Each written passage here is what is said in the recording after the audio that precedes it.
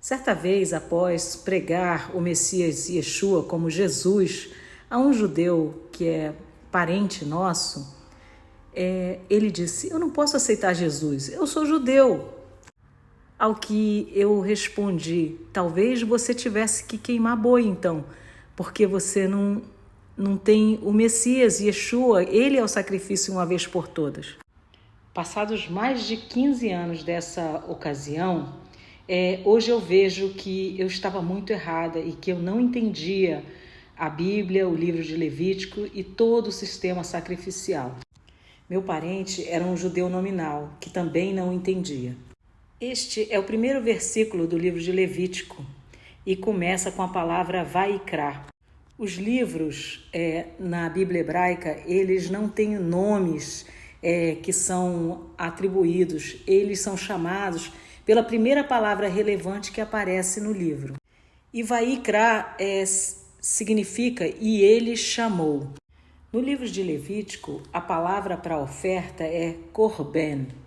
A mesma que encontramos no Novo Testamento, quando Yeshua diz que os fariseus, para se livrar de honrarem seus pais com as suas ofertas, eles diziam que era korban para o templo. Ben, em hebraico, é filho e korben significa se aproximar do filho. Os 5 primeiros capítulos de Levíticos fornecem um sistema sacrificial e apresentam 5 tipos principais de sacrifícios. Na verdade, 5 categorias ou classes de sacrifícios. Entender essas diferentes categorias de sacrifícios nos fará entender o que são, de fato, os sacrifícios para Yahweh, o Criador. No capítulo 1, nós temos Olá, o sacrifício queimado, a oferta alçada, elevada, totalmente queimada. Ela é uma oferta voluntária, espontânea e não tem nada, absolutamente nada a ver com pecado. A oferta nessa primeira Olá tinha que ser macho, um boi, que é o Aleph, ou o Ben do bezerro, né, o filho do boi, ou aves. Era uma oferta que tinha uma expressão de devoção, no intuito de dedicação de vida ou gratidão, agradecimento. Esta oferta era totalmente queimada e a fumaça que chegava ao trono do Criador era uma expressão desse se aproximar através dessa devoção. Da mesma forma que a comunhão ou ceia nas igrejas hoje, elas celebram e comemoram o que o Messias fez. No passado, as pessoas levavam sacrifícios olhando para frente, para o dia em que Messias chegaria. E no futuro, como nós temos nos templos de Ezequiel, as pessoas trarão sacrifícios em adoração pelo que ele já fez. Aqui o tetragrama sagrado, Yod He Vav He. Observe aqui que o Aleph, na primeira palavra, Vaikra, é reduzido. Tudo na escritura hebraica comunica, por isso que o Mashiach, Yeshua, disse em Mateus 5,17 que nada passaria, nem o menor pinguinho, de nenhuma letra, nenhum detalhe passaria, até que céus e terras passassem. Não passou ainda. O Aleph reduzido naquela primeira palavra do livro de Levítico, e ele chamou, se separarmos o Aleph, temos uma outra mensagem, porque ele encontrou o Aleph. Kará com Aleph é a palavra chamar, mas akar é encontrar. O Aleph reduzido chama a atenção que neste sistema de sacrifícios é como nós devemos nos encontrar com o nosso Criador. E como em Romanos 12 nós temos ensinado que o nosso corpo deve ser um sacrifício vivo a Yahweh, nós precisamos entender bem o que é esse sistema sacrificial para nos encontrarmos com o nosso Pai, o Aleph, e nos aproximarmos do seu Filho, o Ben.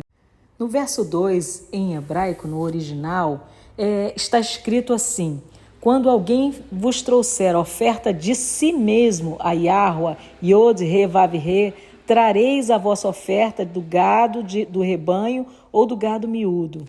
Esse primeiro tipo de oferta do capítulo 1 de Levíticos, o Olá, é colocar no altar e elevar como fumaça direto para o trono de Deus um sacrifício de nós mesmos.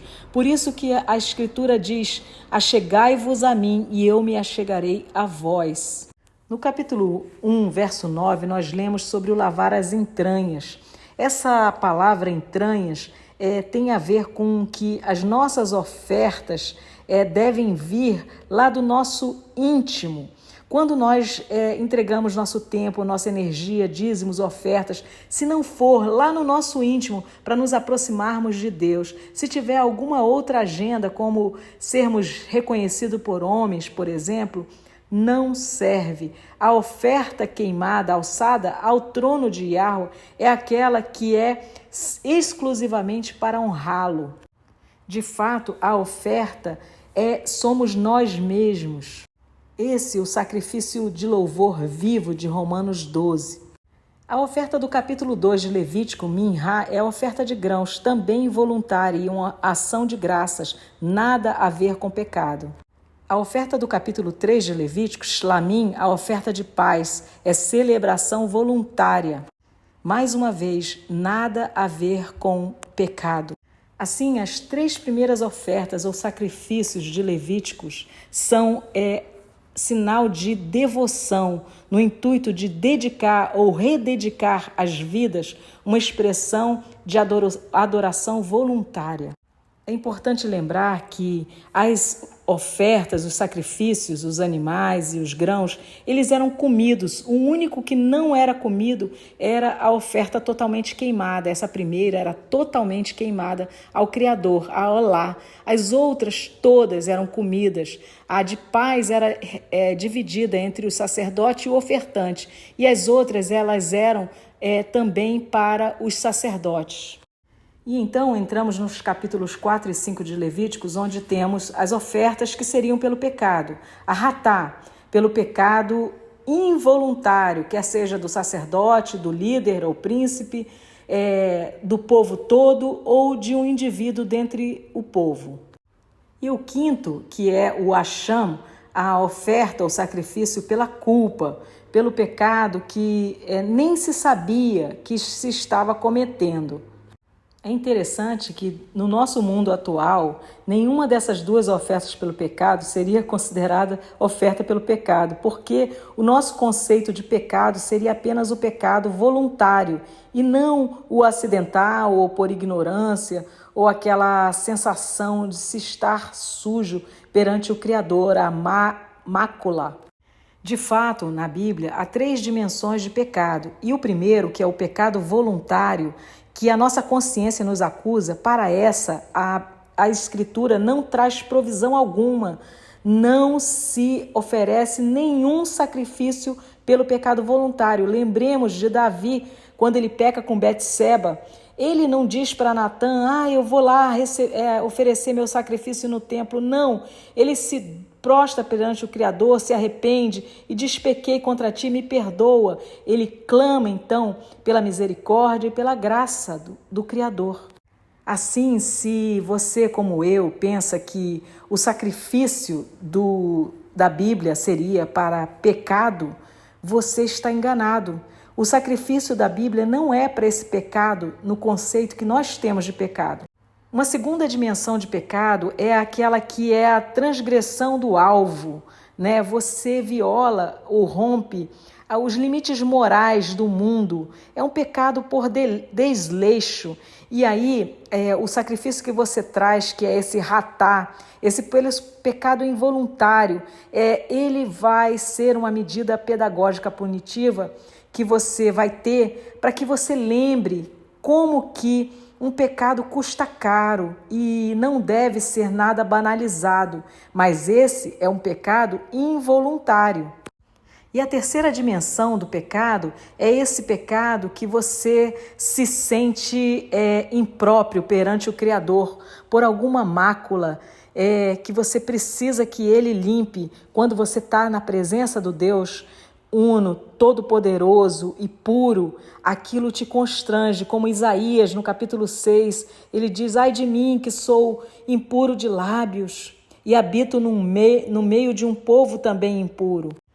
Essa terceira dimensão é o estado de separação, santificação que Davi tem no Salmo 24, quando no verso 3 e 4 ele diz: quem subirá ao monte de Iahua, quem há de permanecer no seu santo lugar?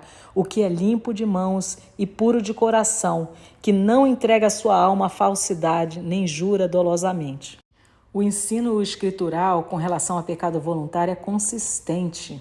Veja Hebreus 10, 26, Hebreus 6, 4 e outras tantas passagens. Para aquele que, uma vez tendo sido lavado, peca voluntariamente, para este não resta mais sacrifício, porque ele está vituperando o sacrifício perfeito, uma vez por todas, do Cordeiro de Deus, o Filho de Deus. Os pecados que recebiam sacrifícios é aquele que, por serem involuntários, por exemplo, quando você vai ao mercado comprar algo no Shabá, e você se esquece ou do mandamento, que você não poderia ir ao mercado porque você estava em coma e acabou de acordar, não sabe o que é, ou porque você se distraiu e esqueceu que era Shabá. Nesses dois casos, você teria um pecado involuntário de quebra do Shabá, por exemplo. O pecado voluntário do povo seria incluído apenas naquele sacrifício uma vez por ano do sumo sacerdote, em Yom Kippur, né? No dia do arrependimento ou dia do perdão, que é uma das solenidades de Iahua, que está lá em Levítico 23. Mas como aquele sacrifício uma vez por ano prefigurava o sacrifício perfeito uma vez por todas do nosso Messias, quem banaliza isso, de fato, está em grande risco de nunca ter realmente conhecido o Criador, quem Ele é. Se somos chamados a sermos um povo, reino de sacerdotes, precisamos conhecer tudo que diz respeito ao sacerdócio e levítico. É o cerne do sistema sacrificial para entendermos como nos aproximarmos do Criador e do seu Filho.